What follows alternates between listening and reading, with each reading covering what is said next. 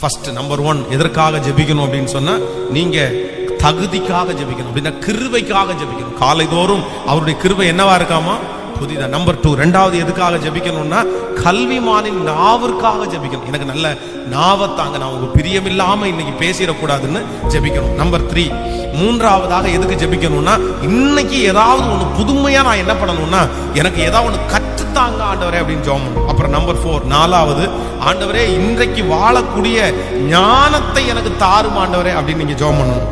Number 5 ஐந்தாவது, இன்றைக்கு எனக்கு தைரியத்தை தாரும் ஆண்டவரே அப்படின்னு ஜெபிக்கணும். சோ நம்பர் 6 ஆறாவது, ஆண்டவரே இன்றைக்கு எனக்கு எந்த பலவீனம் வராம நான் சுகமா வாழணும்னு ஜெபிக்கணும். நம்பர் 7 ஏழாவதாக பாதுகாப்புக்காக ஜெபிக்கணும்.